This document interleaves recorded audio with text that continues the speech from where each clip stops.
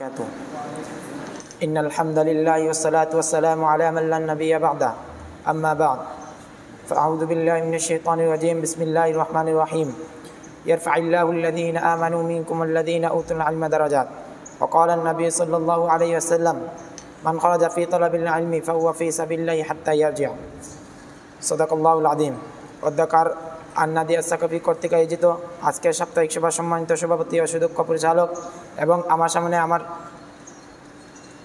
উপবিষ্ট এবং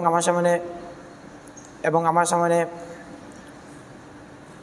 ছাত্র ভাইরা সবাইকে আমার পক্ষ থেকে আন্তরিক মোবারকবাদ ও শুভেচ্ছা। আপনারা হয়তো অবগত আছেন যে আমার আজকের বক্তৃতার বিষয় হচ্ছে দ্বীনি শিক্ষা অর্জনের গুরুত্ব ও তাৎপর্য। আল্লাহ তাআলা আমাকে তৌফিক দান করলে এই বিষয় নিয়ে কিছু আলোচনা করব। ওমা তাওফিক ইল্লা বিল্লাহ। প্রিয় উপস্থিতি, দ্বীনি শিক্ষা হচ্ছে একজন ব্যক্তির সবচেয়ে আগ্রহের বস্তু। একজন উপার্জনকারীর মূল্য উপার্জন একজন লোকের সামাজিক জীবনে, রাষ্ট্রীয় জীবনে, পারিবারিক জীবনে গুরুত্বপূর্ণ বিষয়।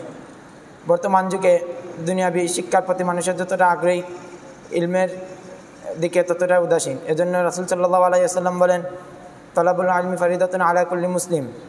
প্রত্যেক মুসলিম নারীর উপর ইলম অর্জন করা আবশ্যক। ইমাম আল কাইয়ুম আল জাওজি রাহিমাহুল্লাহ বলেন, প্রতিটি মুসলমানের উপর ঈমান আনা আবশ্যক। আর ঈমান ইলমের একটি সমন্বিত রূপ। ইলমের উপকারিতা।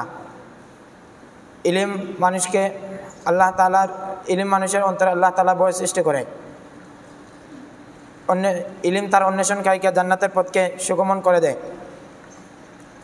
আল্লাহ তাআলা বলেন, ইন্নামা ইয়াখশাল্লাহা মিন ইবাদিল উলামা। এবং রাসূল সাল্লাল্লাহু আলাইহি ওয়াসাল্লাম বলেন,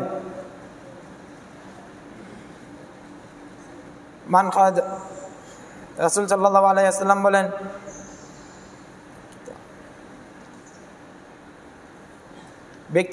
ব্যক্তিগত জীবনে দ্বীনি শিক্ষা মানুষের আদর্শবান বানায়। পারিবারিক জীবনে পরিবারের শান্তি প্রতিষ্ঠা করে। দ্বীনি শিক্ষার মাধ্যমে মানুষ সফলতা অর্জন করে। আল্লাহ তাআলা আমাদেরকে দ্বীনি ইলম শিক্ষা করা এবং তার উপর আমল করা তৌফিক দান করেন। আমিন ওয়া আখিরু দাওয়ানা আলহামদুলিল্লাহি রাব্বিল আলামিন।